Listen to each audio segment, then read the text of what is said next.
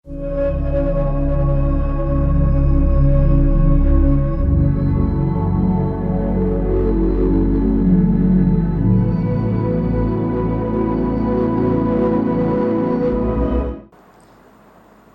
വീണ്ടും പുതിയൊരു വീഡിയോയിലേക്ക് സ്വാഗതം. ഇന്നത്തെ വീഡിയോ നമ്മുടെ വീടുകളിലുള്ള ഇൻഡക്ഷൻ കുക്കറിനെ പറ്റിയാണ്.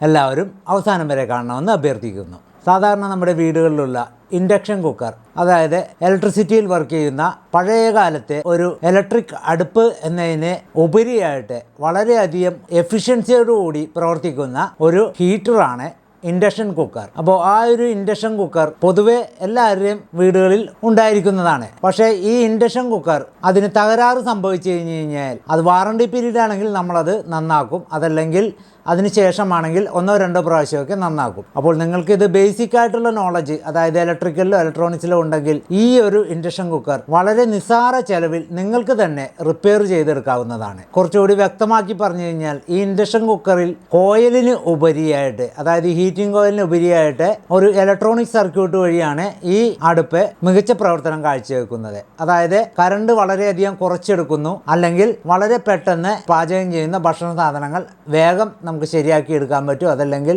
വെള്ളം വേഗം തിളപ്പിക്കാൻ പറ്റും, അതും അല്ലെങ്കിൽ ഒരു ഗ്ലാസ് ചായ നിമിഷങ്ങൾക്കുള്ളിൽ ഉണ്ടാക്കിയെടുക്കാൻ പറ്റും. അപ്പോൾ ഇതെല്ലാം പ്രവർത്തിക്കുന്നത് ഈ കോയിലിൽ കണക്ട് ചെയ്തിരിക്കുന്ന ഒരു പ്രോഗ്രാം IC ബേസ് ചെയ്തിട്ടുള്ള ഒരു ബോർഡ് വഴിയാണ്. പൊതുവേ ഈ ബോർഡിൽ ഉണ്ടാകുന്ന തകരാറുകൾ ഒരു പരിധി വരെ നമുക്ക് നന്നാക്കിയെടുക്കാൻ പറ്റും, അല്ലെങ്കിൽ അതിലുള്ള IGBT എന്ന് പറയുന്ന ഒരു തരം ട്രാൻസിസ്റ്റർ മാറ്റിയാൽ ചിലപ്പോൾ പരിഹാരമാകും. അതുമല്ലെങ്കിൽ റെക്ടിഫയർ ഡയോഡ് അല്ലെങ്കിൽ കപ്പാസിറ്റർ, ഇതൊക്കെ മാറ്റുന്നതിന് തന്നെ നല്ലൊരു ചിലവ് വരും. അതായത് IGBTക്കൊക്കെ നല്ലൊരു റേറ്റ് വരുന്നതാണ്. പിന്നെ കൂടാതെ കമ്പോണൻസുകൾ ഇത്രയൊക്കെ വാങ്ങി വരുമ്പോൾ നല്ലൊരു പൈസയാകും.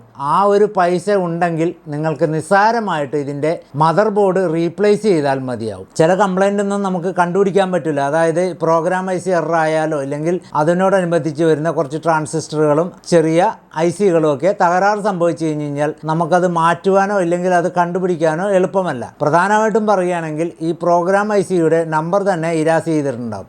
അപ്പോൾ ഏത് IC വെച്ചിട്ടാണ് നമ്മൾ ഈ പ്രോഗ്രാം കയറ്റേണ്ടത്, അതേപോലെ ഇതിൻ്റെ പ്രോഗ്രാം നമുക്ക് ഇവിടെ അവൈലബിൾ അല്ല. അപ്പോൾ ഈ പ്രോഗ്രാം ഉണ്ടെങ്കിലും നേരെയാക്കി എടുക്കാൻ പറ്റും. പക്ഷേ എന്നിരുന്നാലും ഈ ഒരു ചിലവിൽ, അല്ലെങ്കിൽ ഈ നിസ്സാര പൈസ കൊടുത്ത് വാങ്ങാൻ കിട്ടുന്ന ഈ ബോർഡ് വളരെയധികം പെർഫോമൻസ് ഉള്ള ബോർഡ്, നിലവിലുള്ള ബോർഡ് മാറ്റി വെച്ചാൽ ഈസി ആയിട്ട് തന്നെ പരിഹരിക്കാൻ പറ്റും. യാതൊരുവിധ സോൾഡറിങ്ങും ആവശ്യമില്ല. ഒരു സ്ക്രൂ ഡ്രൈവറിൻ്റെ സഹായത്തോടു കൂടി ഈ ബോർഡ് സിമ്പിളായിട്ട് നിങ്ങൾക്ക് മാറ്റിയേക്കാവുന്നതാണ്. വെറും 500 രൂപ ചിലവേ വരുന്നുള്ളൂ. നിങ്ങളിതിൻ്റെ കമ്പോണൻസ് വാങ്ങാൻ പോയാൽ തന്നെ ഏകദേശം ഇതിനോടനുബന്ധിച്ചുള്ള പൈസ വരും. ഇനി അത് ശരിയായില്ലെങ്കിൽ ആ പൈസ ഡെഡായി. അപ്പോൾ അതാണ് ഈ ബോർഡിലുള്ള കംപ്ലൈൻറ്റുകൾ പരമാവധി നമ്മൾ മാറ്റാൻ ശ്രമിച്ചിട്ട് ഇല്ലെങ്കിൽ ഇതേപോലെ കമ്പോണൻസ് മാറ്റാൻ ശ്രമിക്കുകയാണെങ്കിൽ അതിലും എളുപ്പം ഈ ബോർഡ് മാറ്റി വെക്കുന്നതാണ്. ആ ഒരു ചിലവേ അതിൽ വരുന്നുള്ളൂ.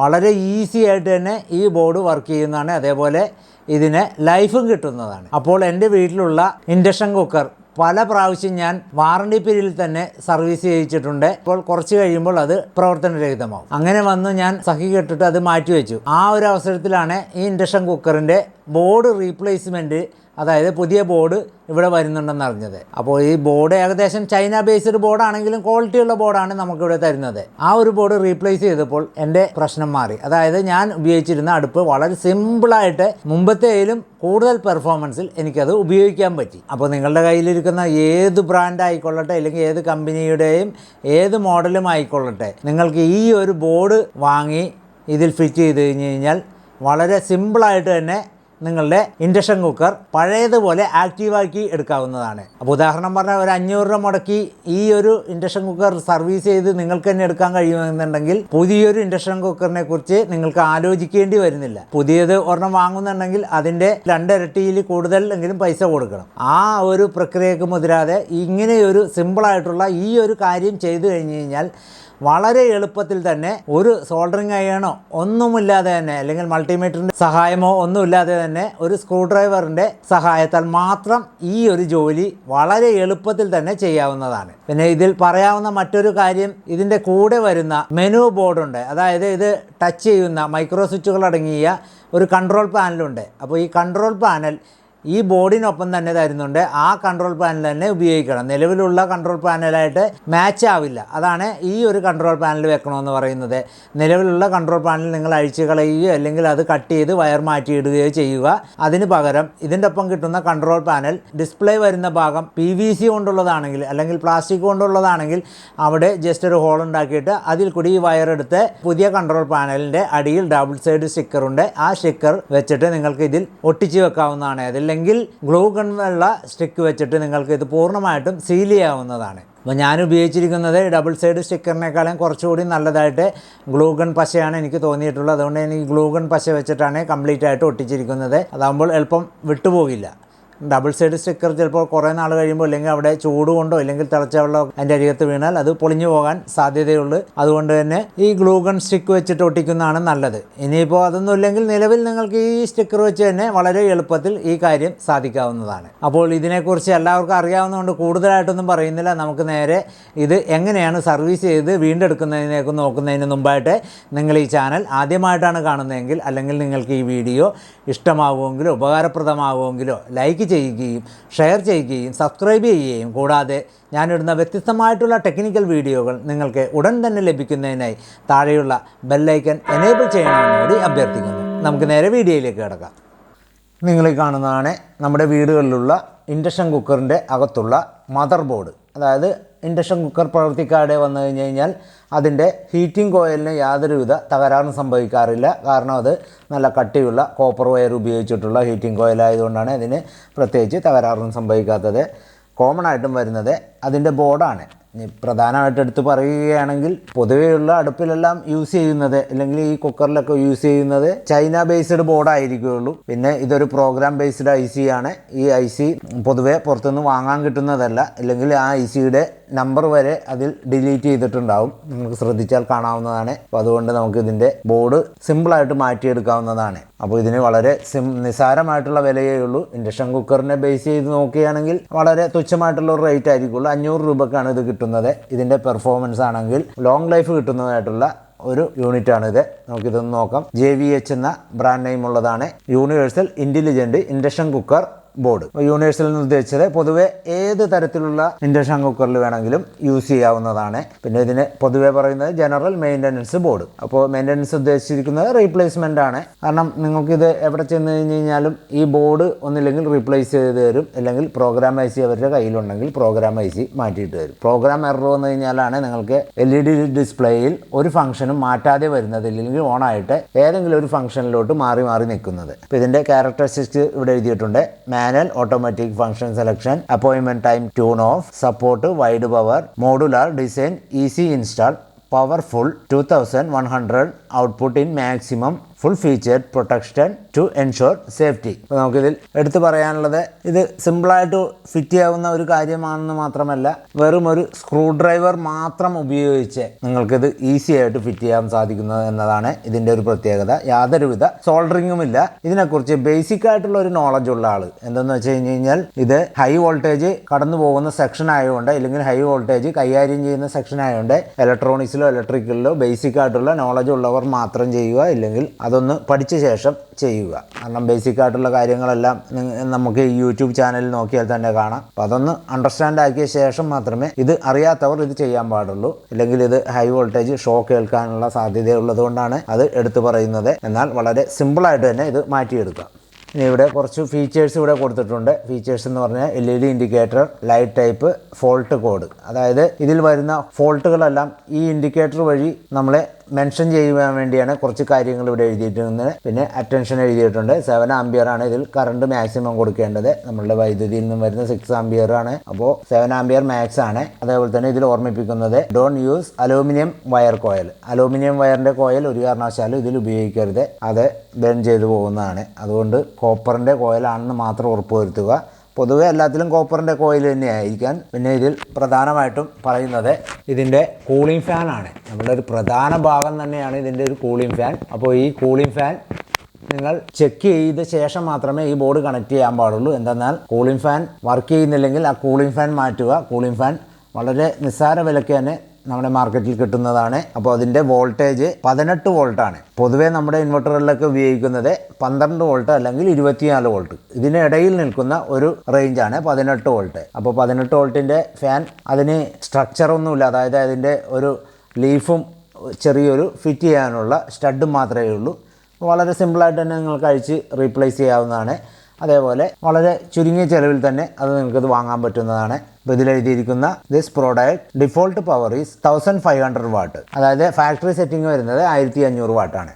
പിന്നെ ഇവിടെ താഴ്ത്ത് കൊടുത്തിരിക്കുന്നത് ഇതിൻ്റെ 2 പവർ റേഞ്ച് ഇവിടെ കൊടുത്തിട്ടുണ്ട്, 1900 വാട്ടും 2200 വാട്ടും. ഇത് ഇവിടെ കൊടുത്തിട്ടുണ്ടെങ്കിലും ഈ ബോർഡ് ഫംഗ്ഷൻ ചെയ്യുന്ന മോഡലാണ്, അല്ലെങ്കിൽ ഈ ബോർഡ് വരുന്നത് 2200 വാട്ട് വരെ ലെവൽ അഡ്ജസ്റ്റ് ചെയ്യാവുന്നതും ബോർഡുമാണ്. അപ്പോൾ ഒരു കാര്യം പ്രത്യേകം ശ്രദ്ധിക്കുക, 2200 വാട്ട് ഉണ്ടെങ്കിലും 2000 വാട്ടിൻ്റെ കോയിലായിരിക്കും കോമൺ ആയിട്ട് വരുന്നത്. ഇപ്പോൾ 2200 എഴുതിയിട്ടുണ്ടെങ്കിൽ 2200 വരെ കിട്ടില്ല, നമ്മളുടെ കോയിൽ 2000 ആയതുകൊണ്ടാണ്. ഇവിടെ ഇൻസ്റ്റലേഷൻ ഗൈഡ് എഴുതിയിട്ടുണ്ട്. ഇത് ഉപയോഗിക്കുമ്പോൾ ഇതെല്ലാം ക്ലീൻ ചെയ്യണമെന്നൊക്കെ ഇത് പറഞ്ഞിട്ടുണ്ട്. നിങ്ങൾക്കിത് വായിച്ചു നോക്കിയാൽ മനസ്സിലാവും. നമ്മളിത് പൊതുവെ ഇതിൻ്റെ ഉള്ളിൽ ഫിറ്റ് ചെയ്യുന്നത് കൊണ്ട് നമ്മൾ ഈ ഇൻസ്റ്റലേഷൻ ഗൈഡ് വായിക്കുന്നില്ല. നമുക്കിതിനി ഓപ്പൺ ചെയ്ത് നോക്കാം.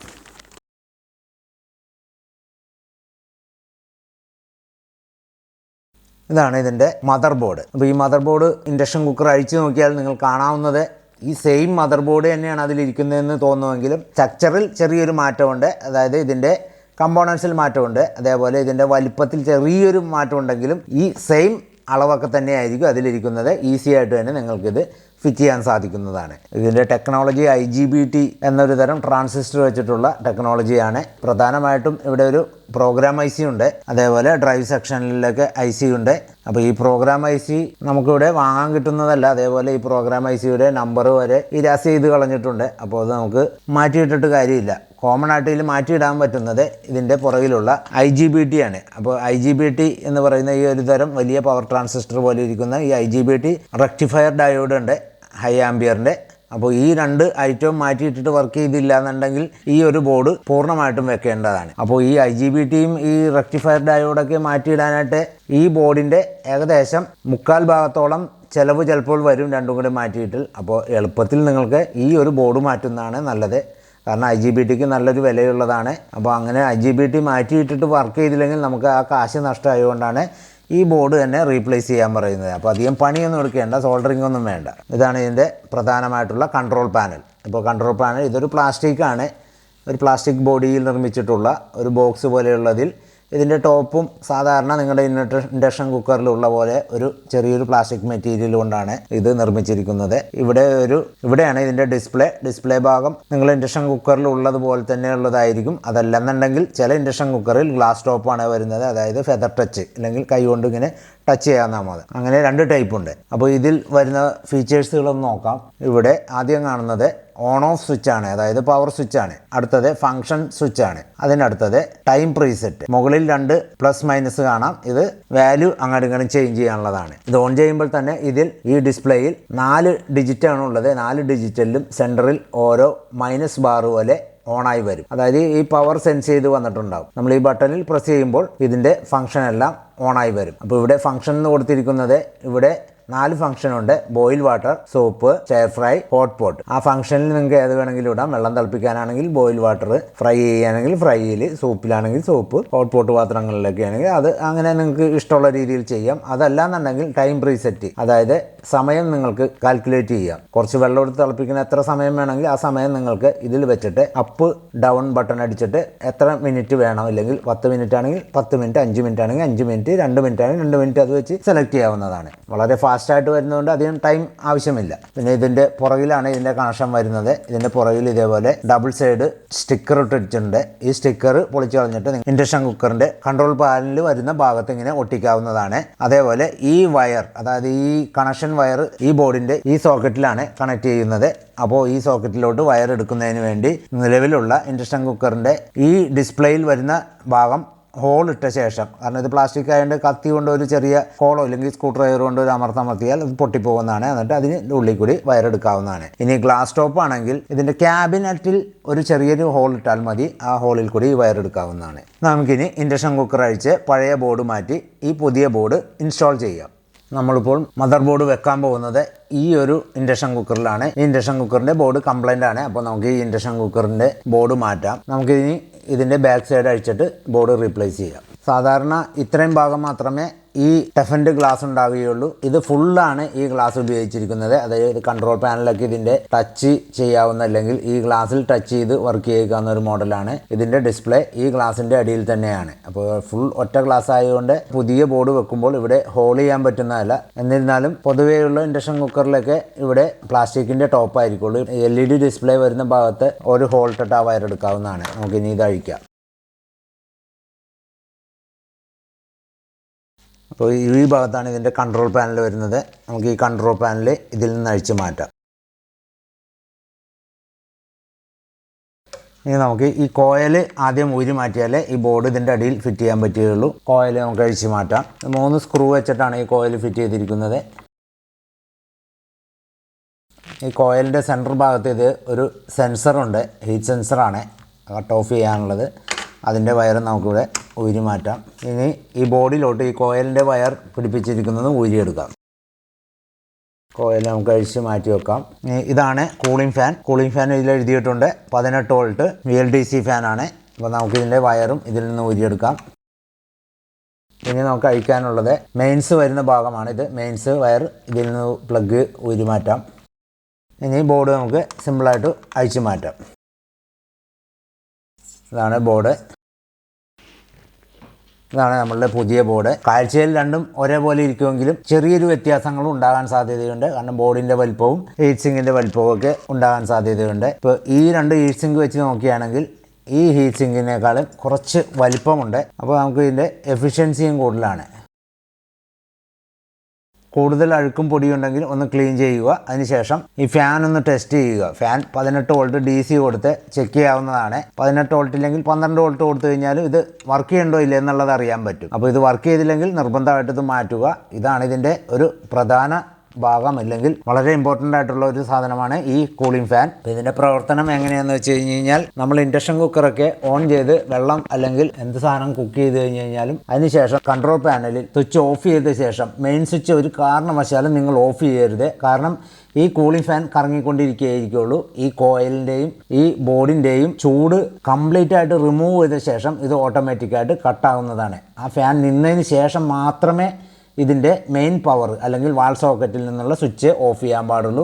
അല്ലെങ്കിൽ ഈ ഇൻഡക്ഷൻ കുക്കറിൻ്റെ ബോർഡ് വളരെ എളുപ്പം കേടായി പോകുന്നതാണ്. പൊതുവെ ഈ ബോർഡുകൾ കംപ്ലൈൻ്റ് ആവുന്നത് ഇങ്ങനെ ഒരു അറിവില്ലായ്മ കൊണ്ടായിരിക്കാം. കാരണം ഇത് ഉപയോഗിക്രമം നമുക്ക് കൃത്യമായിട്ട് അതിനെക്കുറിച്ച് ധാരണയില്ല. കാരണം ഇത് പോയിട്ട് നേരെ വാങ്ങി നമ്മളിത് ഉപയോഗിക്കുന്നു. ഇതിൻ്റെ ഫംഗ്ഷനൊക്കെ എന്താണ്, ഇതിൻ്റെ ധർമ്മം എന്താണെന്നുള്ളത് നമുക്ക് കൃത്യമായിട്ട് അറിയാൻ പാടില്ലാത്തതുകൊണ്ടാണ് നമ്മൾ വെള്ളം തിളപ്പിച്ച് കഴിഞ്ഞാൽ ഉടനെ മെയിൻ പവർ സ്വിച്ച് അങ്ങോട്ട് ഓഫ് ചെയ്ത് കളയും.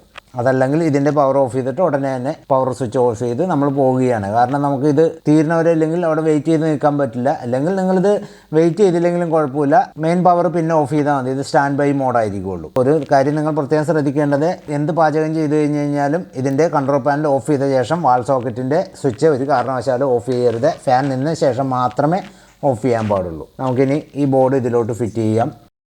ഇതിൻ്റെ കണക്ഷനെല്ലാം സെയിം ആയതുകൊണ്ട് നമുക്ക് വേറെ ഒന്നും ചെയ്യാനില്ല. ഡയറക്റ്റ് ഇതിലോട്ട് ഫിറ്റ് ചെയ്താൽ മതി. ചെറിയൊരു വ്യത്യാസങ്ങളുണ്ടെങ്കിൽ, അതായത് ഇവിടെ തട്ടുന്നുണ്ടെങ്കിൽ നമുക്ക് ഇവിടെ ഒരു വാഷർ ഇട്ട് കൊടുക്കാം.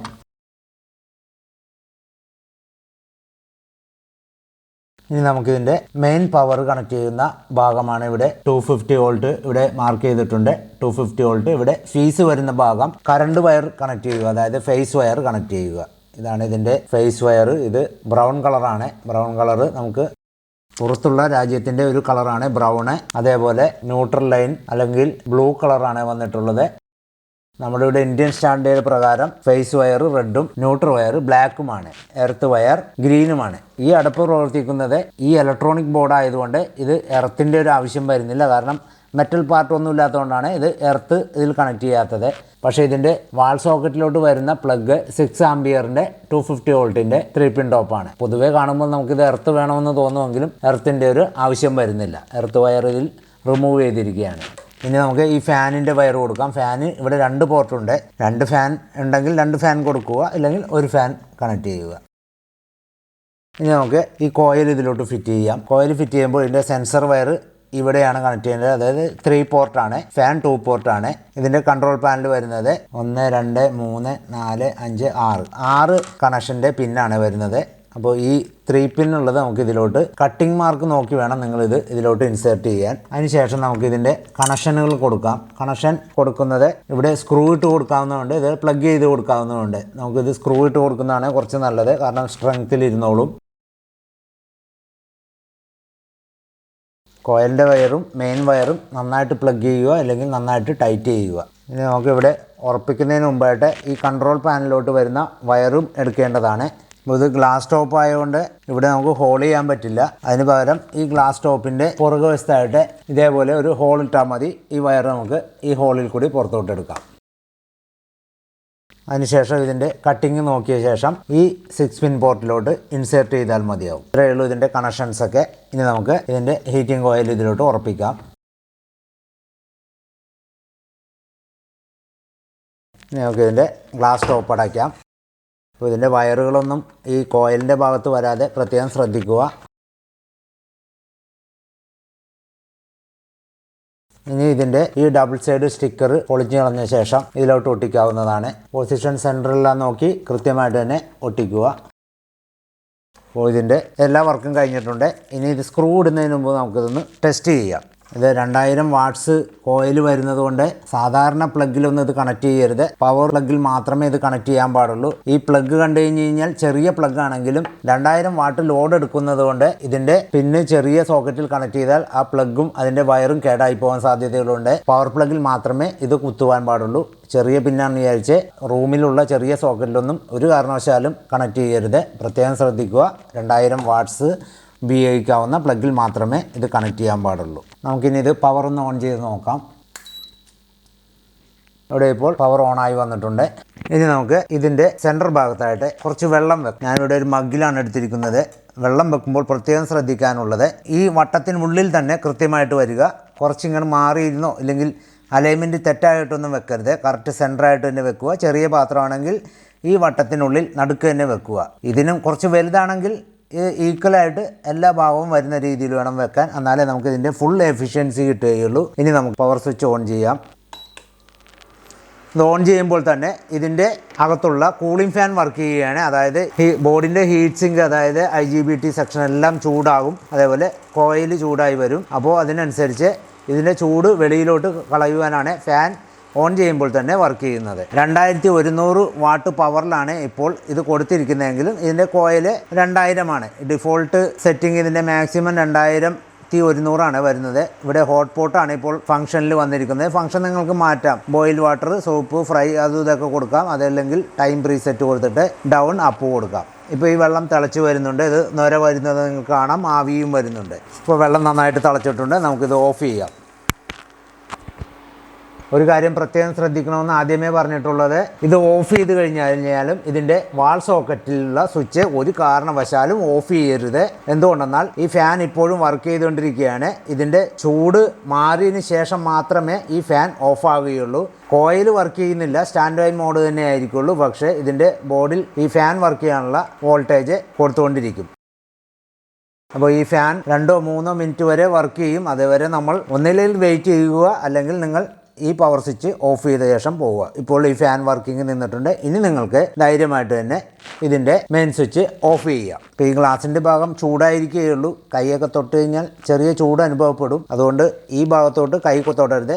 ഇത്രയും ഭാഗം പ്രശ്നങ്ങളൊന്നുമില്ല. കോയിൽ വരുന്ന ഈ റൗണ്ട് ഭാഗത്താണ്. അപ്പോൾ ഇതിൻ്റെ ഉള്ളിൽ കൈയൊന്നും തൊടരുത്. കുട്ടികളൊന്നും അടുത്ത് വരരുത്. അപ്പോൾ ഇത്ര സിമ്പിളായിട്ട് തന്നെ നിങ്ങൾക്ക് ഇല്ലെങ്കിൽ നന്നാക്കി എടുക്കാവുന്നതാണ്. ഇനി നമുക്കിതിൻ്റെ സ്ക്രൂകളൊക്കെ ഒന്ന് ഇടാം. സ്ക്രൂവെല്ലായിട്ട് ഇതിൻ്റെ വർക്കുകളെല്ലാം കഴിഞ്ഞിട്ടുണ്ട്. ഇത്രയും നേരം ഈ വീഡിയോ കണ്ടിരുന്ന നിങ്ങൾക്കെല്ലാവർക്കും എൻ്റെ നന്ദി. ഇങ്ങനെയാണ് നമ്മുടെ കയ്യിലുള്ള അല്ലെങ്കിൽ നിങ്ങളുടെ വീടുകളിലുള്ള ഇൻഡക്ഷൻ കുക്കർ ചുരുങ്ങിയ ചെലവിലും വളരെ നിസ്സാര സമയം കൊണ്ടും ഒരു സ്ക്രൂ ഡ്രൈവറിൻ്റെ സഹായത്തോടുകൂടി സിമ്പിളായിട്ട് നന്നാക്കിയെടുക്കാൻ സാധിക്കുന്നത്. വീണ്ടും മറ്റൊരു വ്യത്യസ്തമായിട്ടുള്ള ടെക്നിക്കൽ വീഡിയോയുമായി വരുന്നത് വരെ നിങ്ങൾക്കെല്ലാവർക്കും ഒരിക്കൽ കൂടി എൻ്റെ നന്ദി, നമസ്കാരം.